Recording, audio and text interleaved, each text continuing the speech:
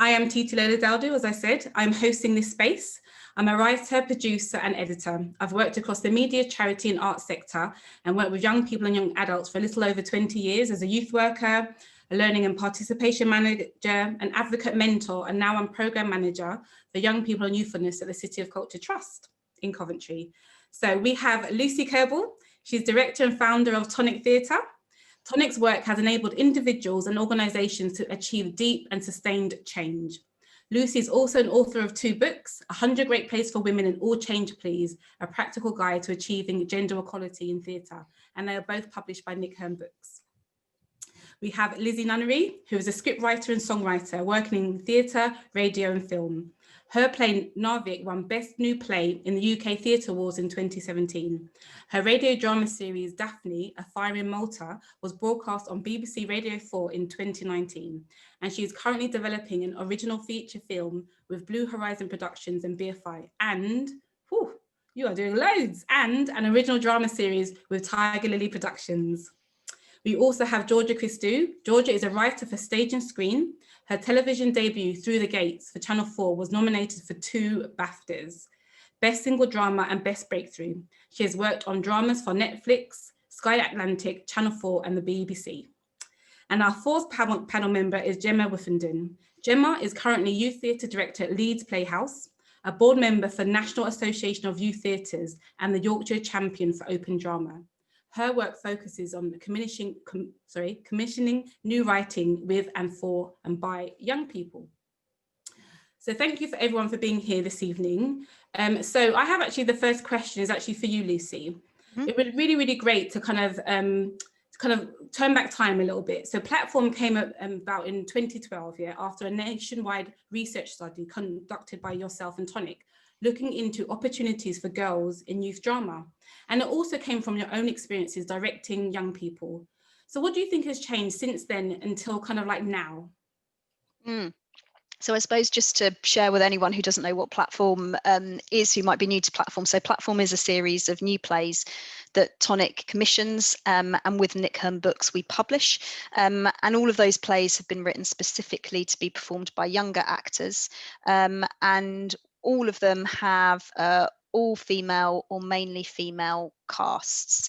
And so, so as Titi said, I suppose the sort of the background to those plays was Tonic's desire. When I founded Tonic coming up to 10 years ago, it felt like there was loads of progress that needed to be made in terms of the situation for women working in the theatre industry. And I think today there has been really notable progress has been made, but there is still sort of a way to go, particularly in certain respects.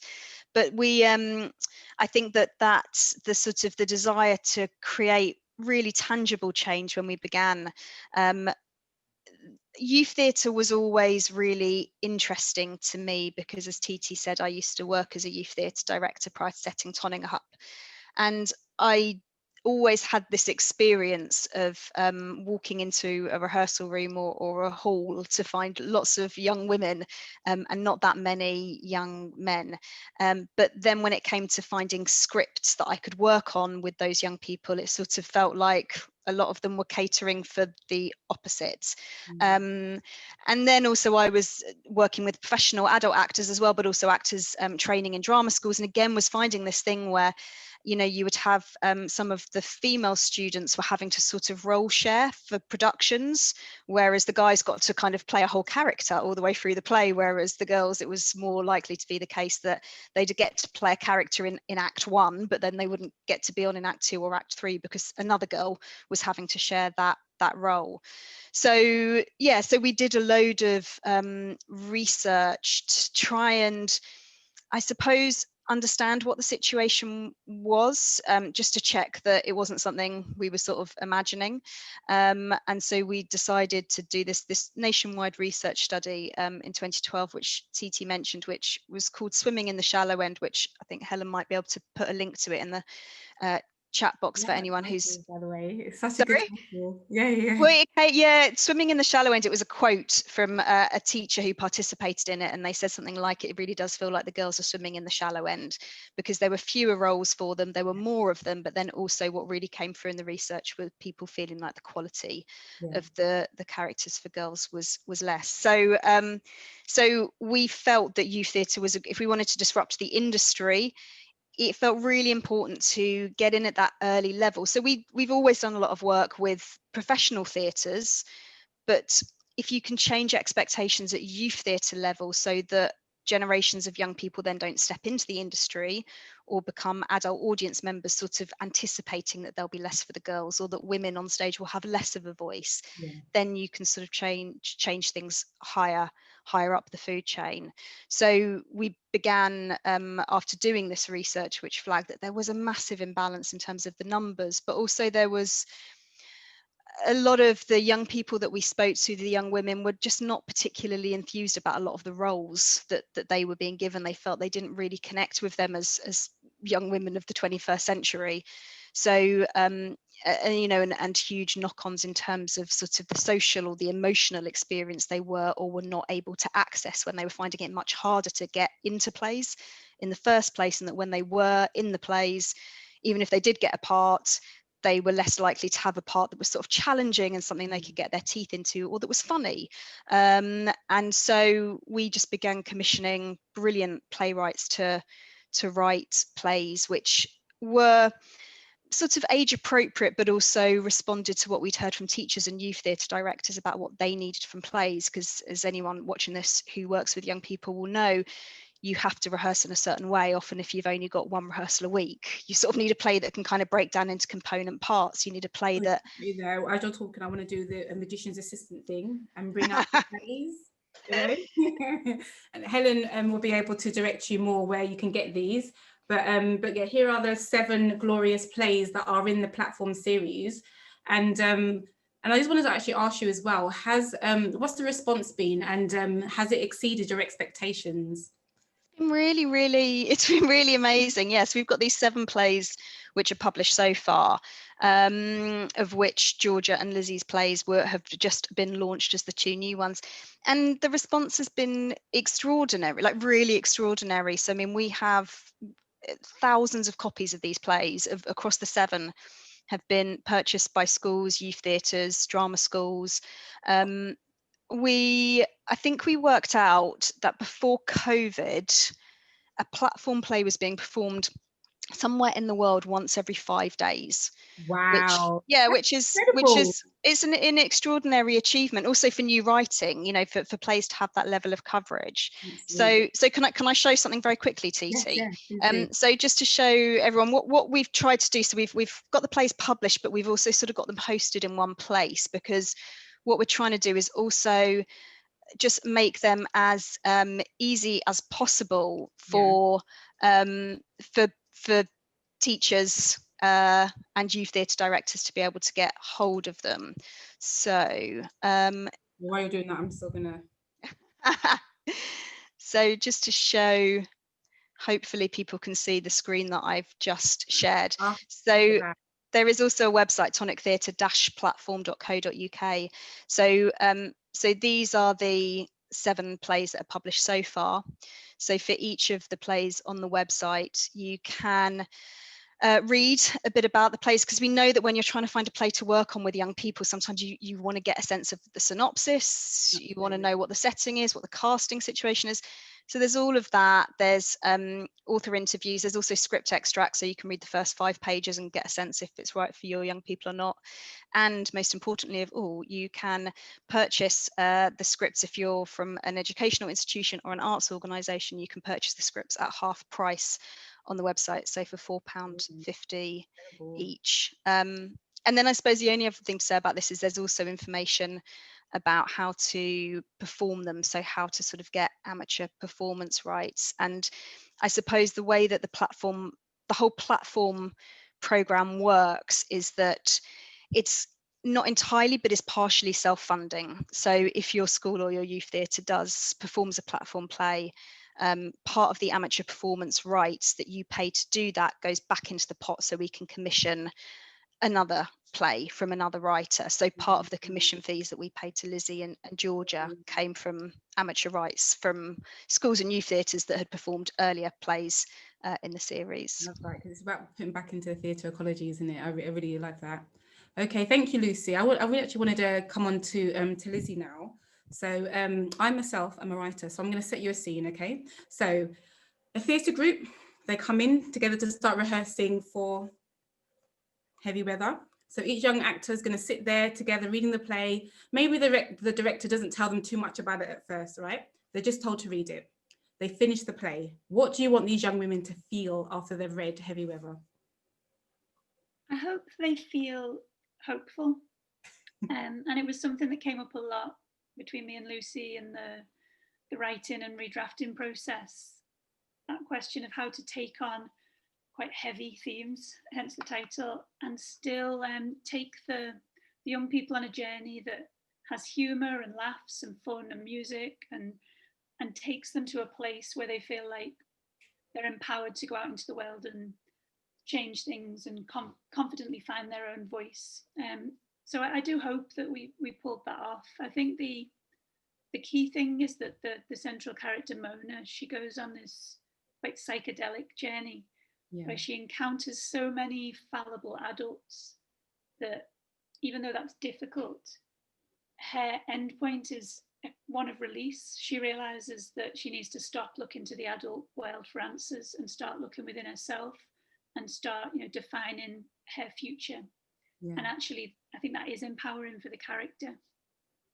Well, and for the girls as well, isn't it? I think that's my experience of working with girls and young women in the arts is being able to kind of really express themselves and who they are, and like with no judgment, safe space. Because normally when I'm working within a youth group or a theatre group, it is mainly all girls, and the dynamics are so different for when like maybe boys join or whatever, and girls, they just get to express themselves more actually, and a lot comes out of it. And which actually leads me to the next question actually, and George, I want to bring you in with this. So with Bright Young Things and Heavy Weather, there are some similar themes across the two, and I know with Lizzie you work with Chester Story House, and Georgia you work with Chichester Festival Theatre. So what was the process which led you both to incorporating the themes in the play? And the ones that I want to bring out is around kind of like identity, and also around the mother-daughter relationship. I don't want to give too much away because I want people to kind of read it. I don't want to give too much of the synopsis around, but what's really apparent across the two is about is about that kind of family bond and lack of as well. So what was the kind of the process that you had when you workshopped it? Georgia, do you want to take this one, and Lizzie, if you follow on? So for me, the brief, I wrote in probably a different way to what I normally would, because the brief was so specific in a really amazing way, and basically everything that Lucy just said about people's experience in youth theatres and drama school. I went to drama school, I went through youth theatre, so I related to it in such a strong way. So the story was almost like the last thing to emerge through kind of like a few mad drafts. Like the characters remained quite consistent, and the setting and the kind of reality TV child genius competition was there from the off. But I think for me, like, I think I was really trying to look at a theme which I think is quite big in kind of pop culture, which is about the idea of winning as an idea of like solving all your problems. So when you win X Factor, like, don't worry, like that's going to solve all those things that you've been worrying about. Better, So I think I was trying to like construct a group of young people who are coming into this competition with a problem or an issue, and who believe that in some way winning this competition would solve that problem for them. And then, maybe for some of them it does solve some problems, or not maybe the problems that they thought it was going to. Does that? Yeah. And can you just speak of the relationship with the mother in this as well, and how the main characters kind of that was like always there for her, wasn't it, about her mum? Yeah, so that was she was sort of like weirdly, the main character was sort of the last character to form. Everyone else formed first, and it was really interesting that Lizzie, well, that, like you just said, like Lizzie ended up having like really similar themes in hers. So yeah, it really came from thinking about like what, for so many people, I think, who are driven into something where they're trying to prove themselves or win someone back. It was about sort of like thinking, okay, for this character, who's she doing this for? What problem does she think it's going to solve? Like what's she, what is this platform? What's she hoping to gain from this platform? Yes, that was kind of how it came about in the end. Brilliant, thank you. And Lizzie, yeah, could you kind of speak on that with Mona as well, the character in Heavy Weather? Yeah, I think it probably came initially out of practicalities, and I think that's something really interesting with a creative project. If you're given parameters, and they actually become really helpful. So I was thinking, right, I want this character of Mona, this teenage girl, and I want her to be kind of in conflict with her, main carer. I was picturing that almost like cliched scene of the teenage argument. But then I'm thinking, but actually I want as many of these characters as possible to be young people. So what if it's not her mother? What if it's her older sister? Yeah. And then actually that opened up all kinds of creative dynamics. And I think that intersected with ideas I was having around climate change and how much the adult world has let down young people when it comes to climate change, and that point that young people have to go through when they fully realise what climate change means, and all the emotions and anxieties that might be attached to that. So Mona's mother being missing became quite useful. She could be the focus for Mona. She could imagine that her mother would have all the answers, but actually when we meet her, she doesn't have any of them. She's utterly disappointing. And I think it was important to me that Mona's mother isn't a bad person. She's not the villain. She's just really weak. She's just, you want to shake her. And actually Mona is so much stronger. And I like that kind of, that actually we, obviously, when you're young, of course you think your parents are strong, they're superiors or whatever, but actually, we're flawed, mothers, fathers, whatever, we're flawed too. And in doing that, you really shone a light on Mona, actually, obviously that sends such an amazing message to young girls that there's strength within them, and they had really, she had a really amazing sister as well. So I really like that the focus was on Mona and her own strength as well. I thought that was really powerful. Yeah, I hope there's something in there about unconventional families as well, just in the background that feels positive and useful. That the families don't always look like the kind of shiny version on the Tesco advert, and it's quite nice to infiltrate theatre with those different shaped families. Brilliant, thank you. Okay, so Georgia, I wanted to kind of come to you. So what I really loved about Bright Young Things, apart from like the story and the characters, was that you were really actually quite generous when it came to stage directions and production notes. And do you think an approach where the rehearsal process can be more open and collaborative serves better when working with young actors? And please draw on your own experience too of going to drama school. Yeah, again, it was very specific to this project in that I wouldn't probably normally kind of like pack so much information into stage directions, and I think it was really just trying to kind of empower the people who were reading it and the directors and the young people to kind of take an ownership of it. So I've kind of made suggestions like, well, you might want to stage it like this, but also if you don't and you have a better idea, you probably will have a better idea than what I have had, so go for it. So it was really just about, I suppose, trying to get people to take ownership over the text. And it really came out of the rehearsals as well. So I did kind of 2 rounds of workshops with Chichester and an amazing director called John Pashley, and he, watching him work and watching how important it was to kind of like to do a bit of devising and a bit of getting the young people on their feet. And I'm quite a texty, a dialogue writer, and actually watching him and watching them make shapes with their bodies was like, oh yeah, wow, this is it makes it really theatrical. And I suppose also where it's set in a kind of TV land, it's set as a TV show, but I really would kind of like encourage whoever was working on it to not make it feel like a piece of TV, to want it to feel heightened and theatrical, because that's the space that we're in. So yeah, I suppose it was just trying to give it that lift and make sure that it didn't feel like a piece of reality TV, because we can all just turn that on in our living rooms. Brilliant, thank you. So Gemma, I wanted to bring you in now and come to you. So you're on the board of the National Association of Youth Theatre. It's a bit tongue twister, National Association of Youth Theatre. And one of the aims is to increase the number of young people participating in youth theatre.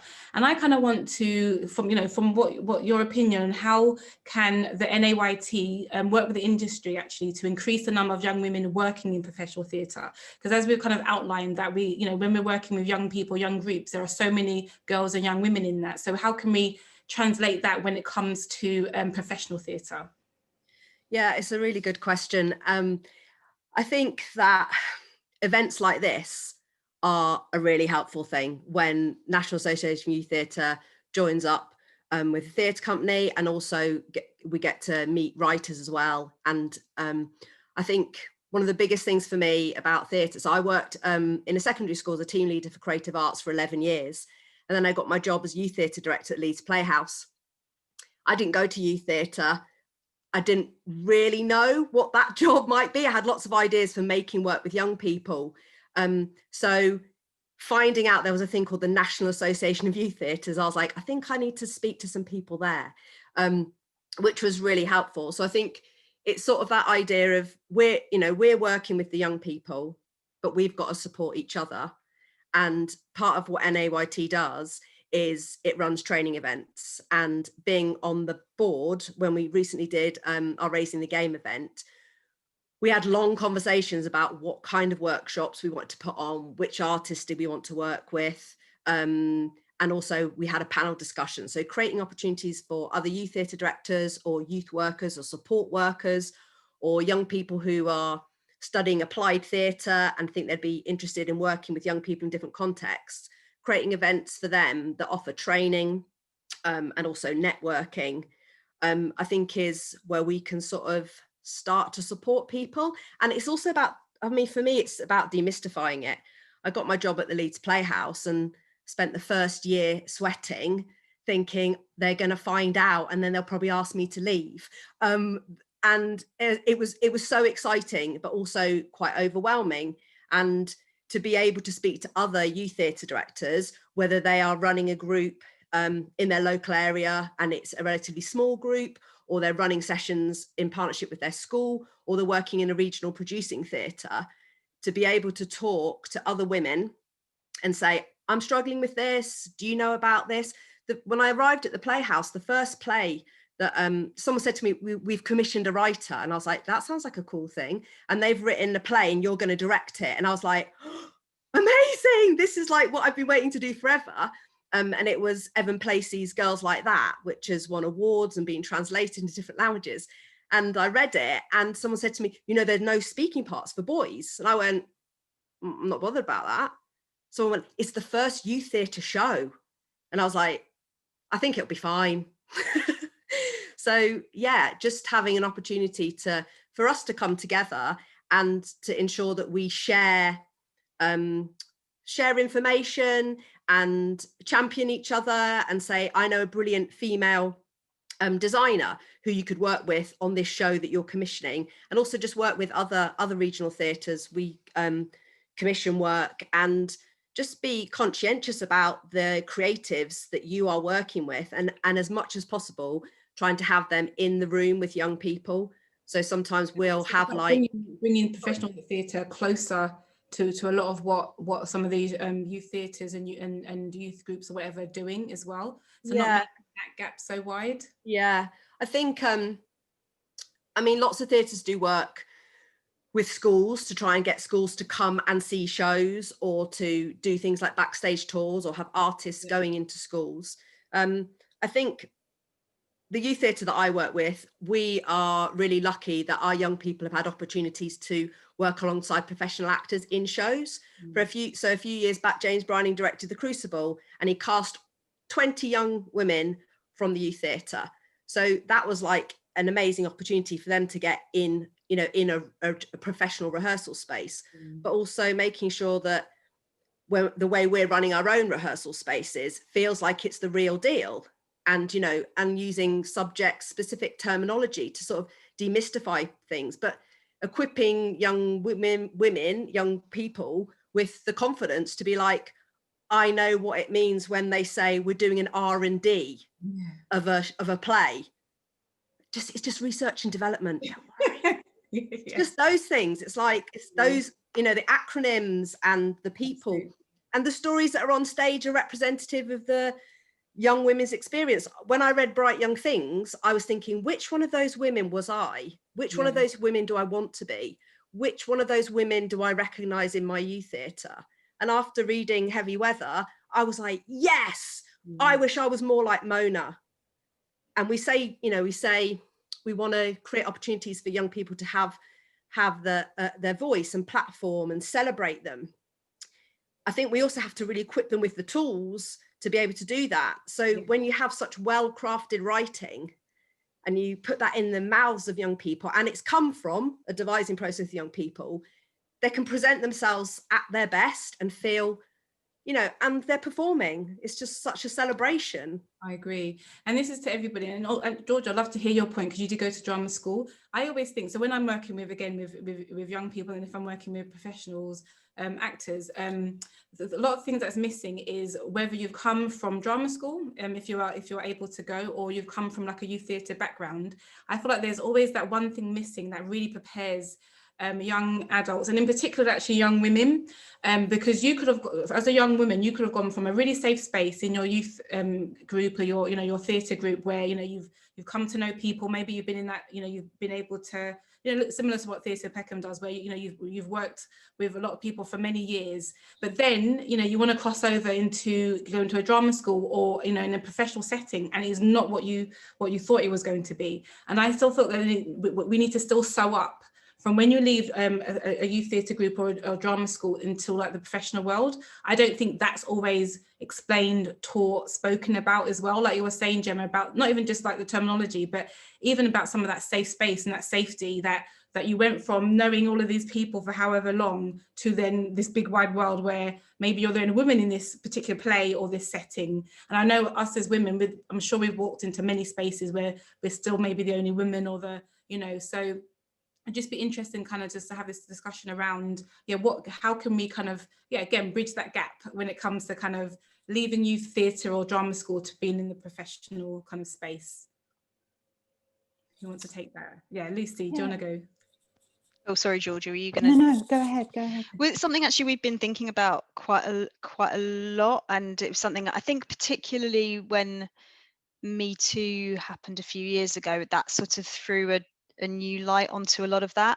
We've started developing work that we're doing with drama schools, and I'm always interested in looking at how it can be applied to youth theatre as well, but which is actually about giving young people tools that they can sort of use to navigate that transition period. So, but really very much focused on sort of what your values are and who you want to be in the profession, sort of what's important to you as a human being, and how are you going to ensure that manifests itself through how you conduct yourself in your career. Because I think particularly with acting, not only, but particularly with acting, I think there historically has maybe been a sense that you've just sort of got to go along with anything and everything, even if it doesn't feel comfortable to you, even if there's a part that you're not mad, it feels a bit awkward, or there are some things that feel uncomfortable to you, well, you've kind of got to do it, because if you don't do it, there's a queue of people behind you who will do it. So either put up or shut up, kind of thing. And I don't necessarily feel that that is a way that our industry has to run. So actually giving young people time while they're at drama school or at youth theatre, where they can sort of consider who they want to be as a professional, I think is a really valuable thing. And I think maybe we haven't always created as much space for that as we could, because we're very, very jam-packed, kind of filling every minute of everybody's day with various kind of classes and skill learning. And I think we were excellent at skilling the sort of technical, developing young people's technical abilities and giving them amazing creative experiences. And I think sort of the third edge of the triangle is also about sort of having a full sense of who you are as a human being. But I mean, that's just a good opportunity for any young person, regardless of what job they're going to go into, but it's maybe particularly important for acting, but also going into a career that can be as sort of up and down as performing arts. Add to that, I would even think, say things around like even like your own finances and budgeting and your own tax, and that's a whole new world, right? And I've never been to drama school, I'm not an actor, but I know from some of the, because I mentor young women, in particular young Black women who are just starting out their career, for that very reason. If they're freelance writers, and all of a sudden it's like on the invoice, it's talking about like paying your own tax. It's like, excuse me, what's that? I think even things like that, those kind of conversations, so behind the scenes, so for me it's like that, it's that type of level of conversations that we need to be having. So you've come from studying I did creative writing, it was brilliant, and now I've been given a commission and I have to pay my own tax, excuse me. And I think that all of this kind of stuff is important for all young people who are heading out into the industry, but I think it's particularly useful for young women, because I think the pressure is greater if you are heading into an industry that has fewer roles for you. You're statistically going to be working less of the time, so each individual job feels even more precious, even more important, even more like I have to get this job, because if I don't work at all this year. And so that's when you might go into an audition and kind of something doesn't quite feel right, but you go, oh, I have to do this because I have to have this job, because if I don't, there's maybe not another one for months and months and months. And I think in terms of the finance thing, again, if you have less chance to work, if you're maybe being paid less because your role is smaller, and we also know that women are more financially vulnerable anyway. So that's why actually all of these things are particularly important for women to access. And I think, and not just women, but I think all groups who are likely to be more vulnerable because there isn't a safety net there for them societally, or that going into an industry that currently, although it is changing, but currently offers them less, any additional support that can be offered is all the more valuable. I agree to that. Gemma, what are you going to say?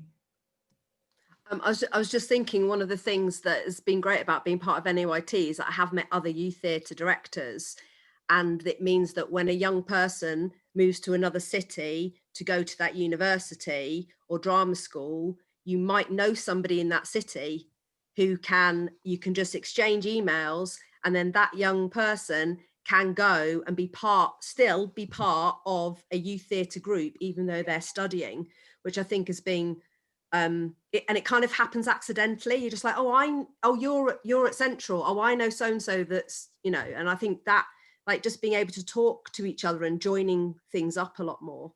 And I'm aware, I think some artistic programming projects will run things like come and get help with your tax. So, signposting young people to their regional theatre wherever they're living and getting them to sign up to the artist development programs. That means there might be a drop-in workshop where you can come and ask questions about your tax, and just like that constant linking people up and making it all right for people to ask for help. But then I put it on ourselves as professionals, and I put it on whoever's out there listening who's professionals, that we do also open ourselves up to supporting that, whether it's yeah, here's somebody that I know that can help you with that, or here's this theatre that can do that, or, you know, just taking that time. And I know, you know, we're all busy, we've all got our own things, but I think that passing the baton on, passing on that kindness as well, it will just help. And before we go to questions from the floor, I just wanted to ask this big question. I know it's going to be big and broad, but I have to ask the question around the pandemic. I just have to do it because we're in it, you know, we're still in it. And for me, obviously, we know that theatre and arts have suffered and is suffering. And I just want to ask all of you, how can the industry protect young actors? Because one thing I think about is how we can include young people more in these conversations, how to make a robust industry. I feel like they've been left out.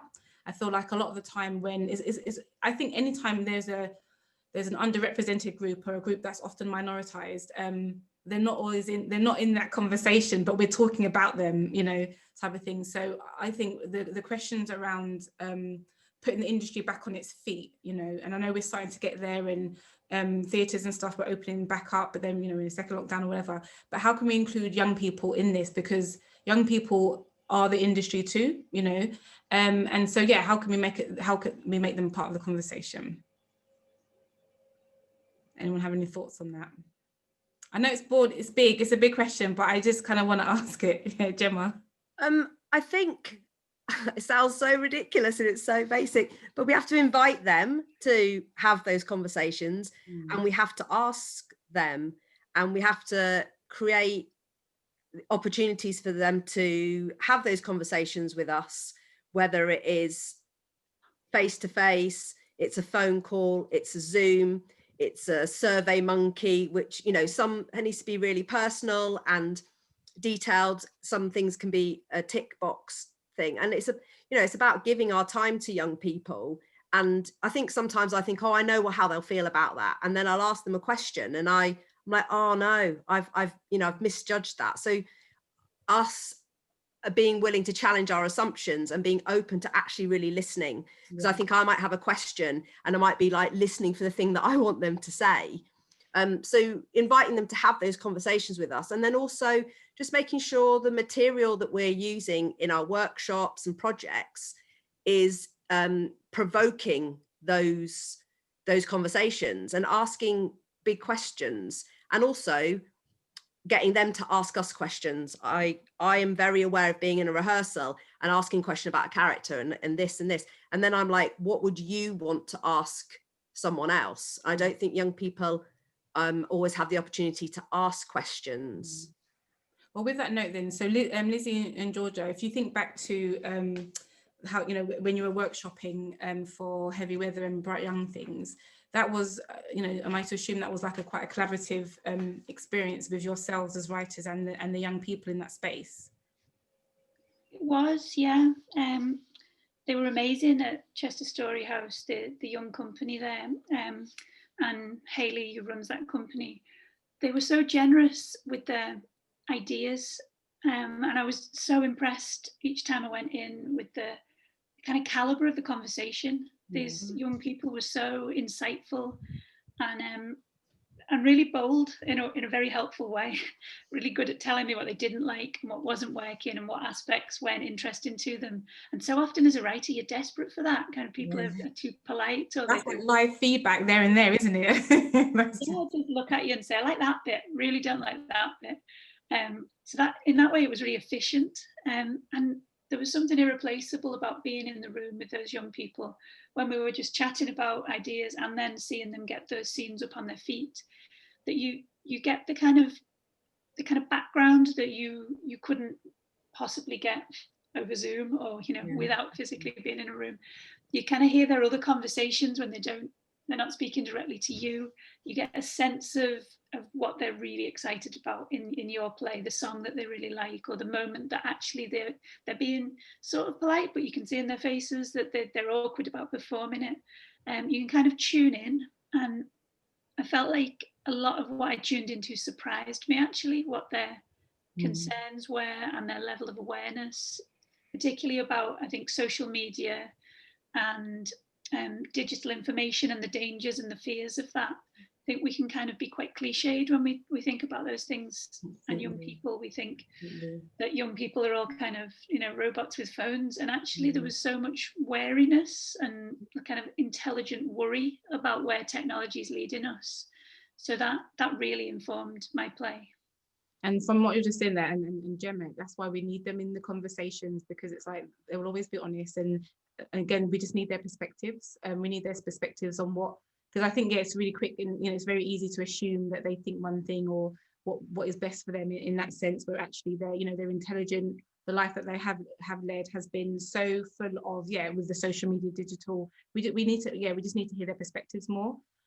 Just aware of the time, Lucy, should we kind of like go to questions now for the floor? Yeah, so we need to let you all know that if you would like to ask a question, if you can put it into the Q&A box. So I'll be kicking us off with one. We've also had a few come through in advance via NAYT, but I will ask the first one, and then if you want to ask a question, stick it in the Q&A box. So the first question is for Georgia and Lizzie. So someone has said, getting any new writing on its feet can be especially tricky.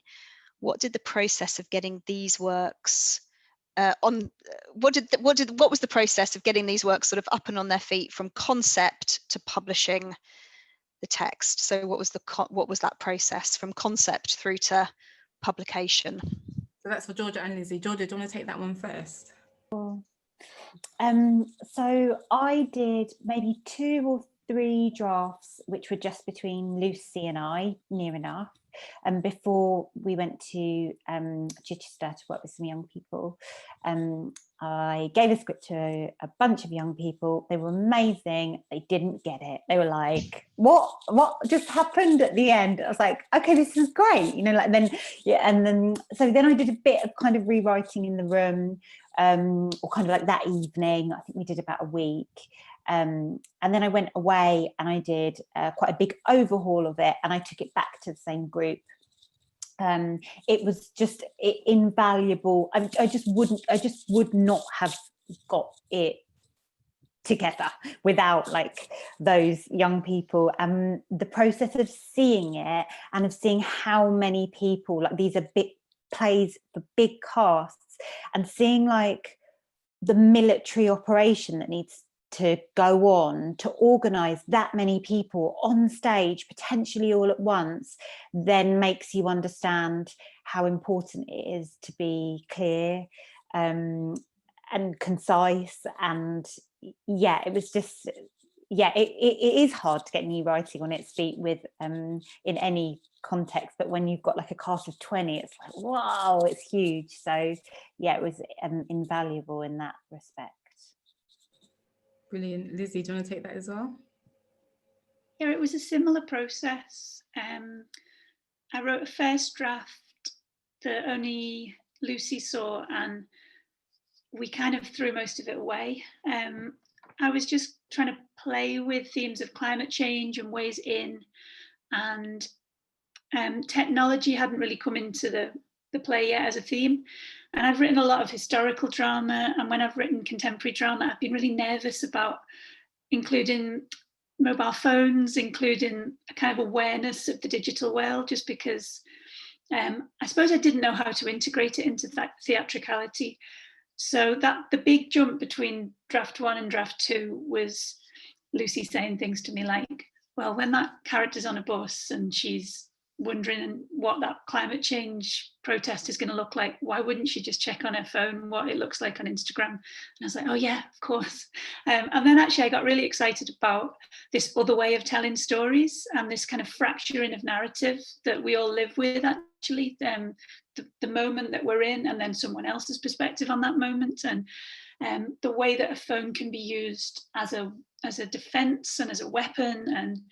And yeah, I had a lot of fun with that on the page. And as I was saying before, taking that conversation into a room with the young people just transformed my ideas about all that and allowed me to, I suppose, write something that was quite free structurally. It gave me confidence that the young people would really have the skill and the interest in something that was episodic, something that was not very kind of clean beginning, middle, end. So we did, yeah, a draft reading, which was really a second draft reading, and then I did some more changes, and then we went back to the Story House and they got it up on its feet and performed the whole thing in quite a rough fashion. But as Georgia said, it was so useful to see the shapes that they were making physically on stage and all the kind of visual potential that was there, and then the visual potential I wasn't realising yet as well. Brilliant, thank you. Lucy, there's another question. Yeah, so there's a question which again for Georgia and Lizzie. So I suppose this is kind of elaborating on what you've just been describing around the process. So can you give us examples of specific exercises or provocations or maybe questions that you took into workshops when R&Ding your plays? So I suppose anything you took in, or maybe anything that John and Hayley, the directors of those processes, sort of through. And I'm really aware that before we all signed on for this webinar, we were all talking about how life before COVID just feels like really, really hazy. So I'm also aware that that question relates to an earlier time, which, can you remember the specifics?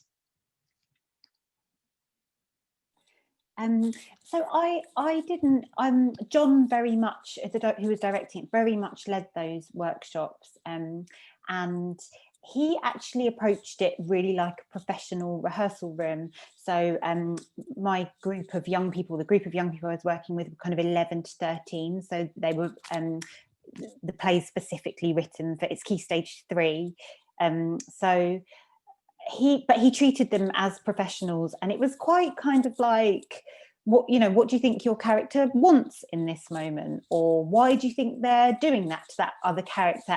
And it was really, for me, having been in rehearsal rooms, it ran like a professional rehearsal room, and they were digging into character in exactly the same way that professional actors do, and they were more than capable of doing that, and they pick up on everything that was, there was no kind of like weird left field, like they dig into the text, and they approached it in that kind of, I suppose, a bit like a Katie Mitchell directing style. So for me, the experience was kind of like being a writer in rehearsals. Yeah, it was pretty similar for me. We were asking questions about where could this go, because they were looking at a very rough version of the script. And we were asking, who are these people and who should they be? What themes are coming across, and how might we get those themes clearer or more developed through the characters? And yes, Georgia says it was very close to my experience of being in any other rehearsal room. Perhaps just, as I said before, that with the difference that the young people were so honest and bold.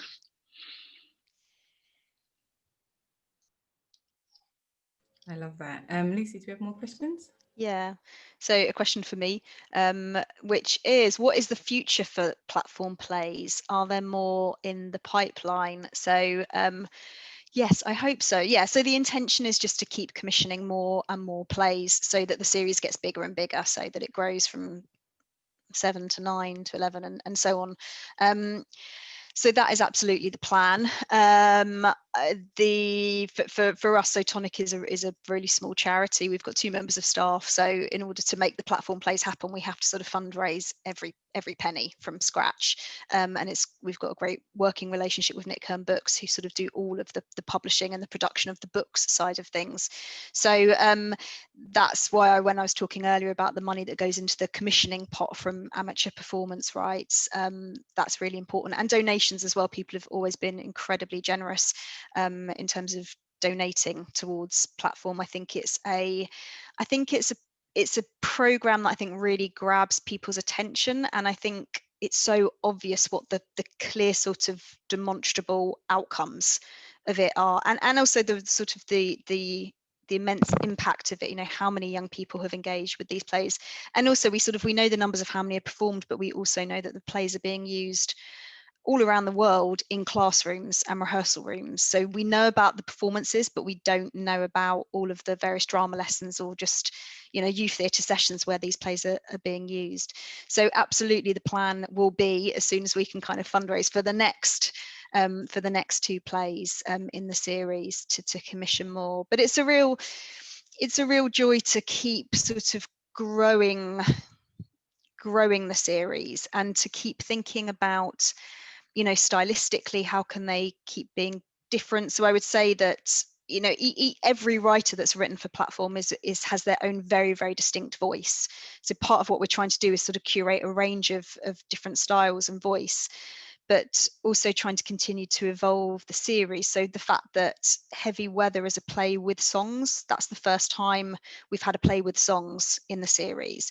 George's play Bright Young Things is written for that younger age group, and you know, that was something that kind of came back to us from teachers and youth theatre directors, saying we love the platform plays, but we sort of feel there may be more workable for year 9 upwards, and actually can you do something which is maybe for the sort of year 7, 8 group as well.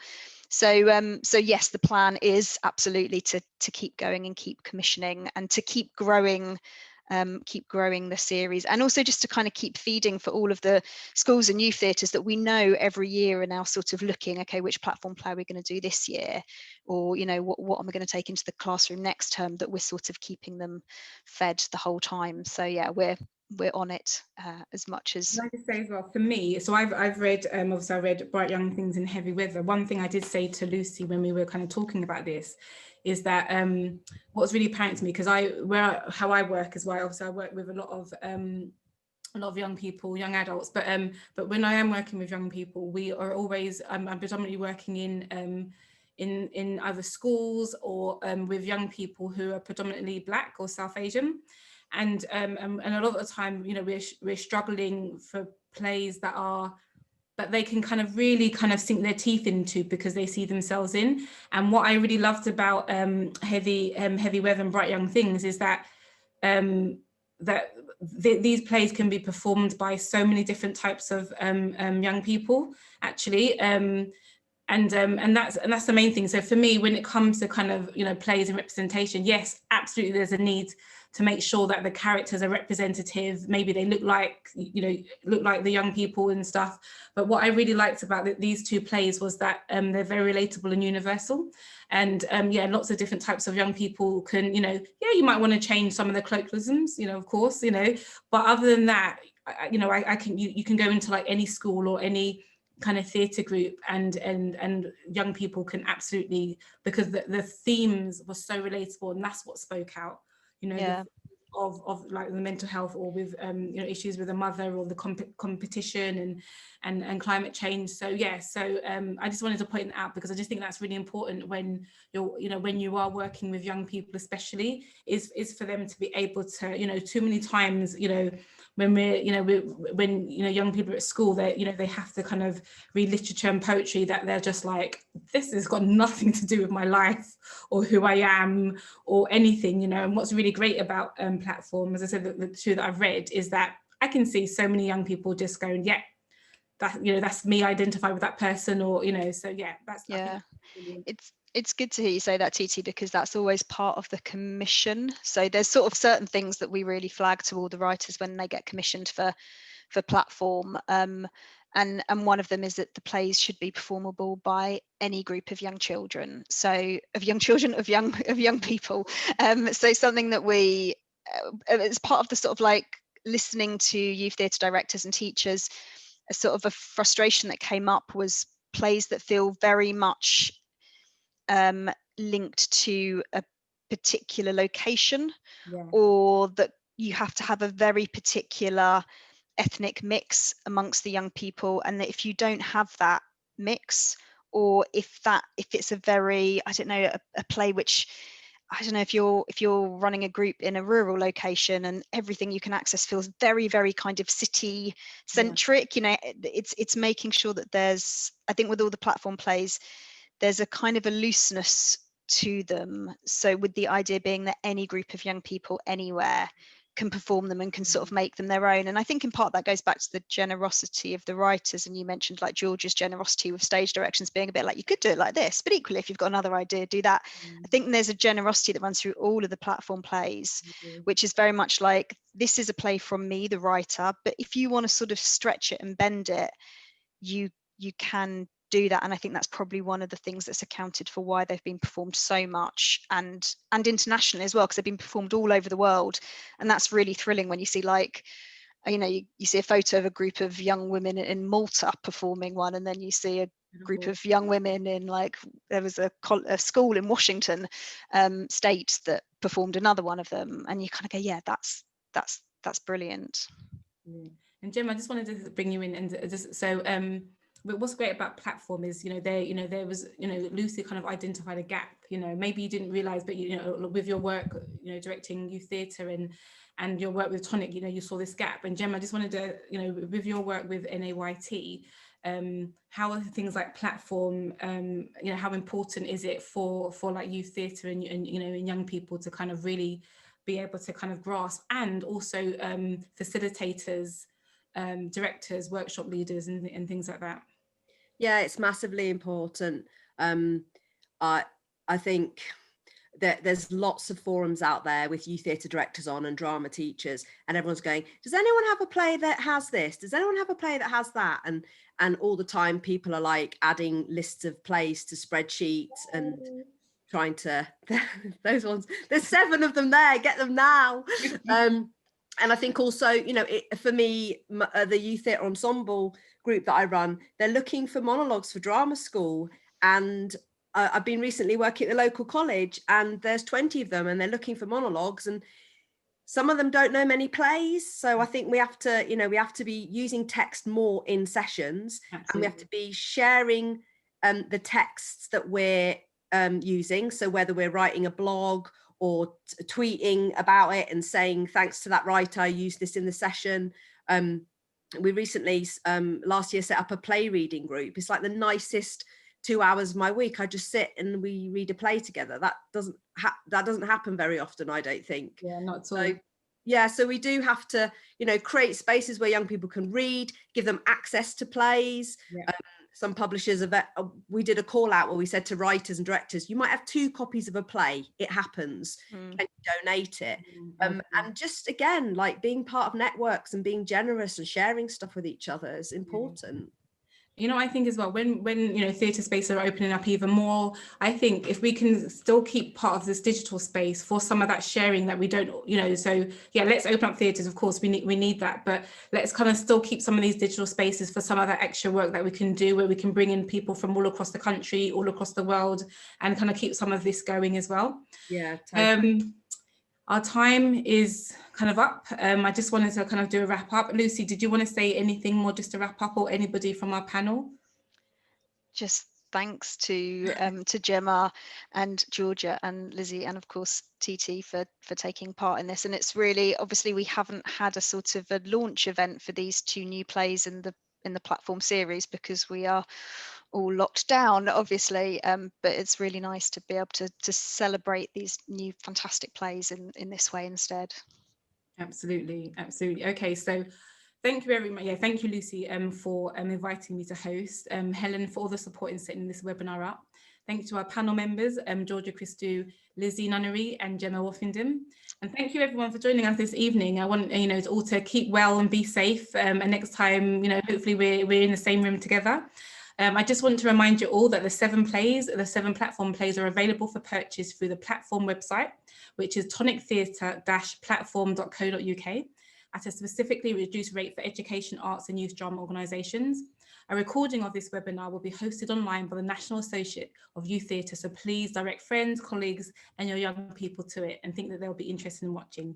Thank you very much, and take care everyone.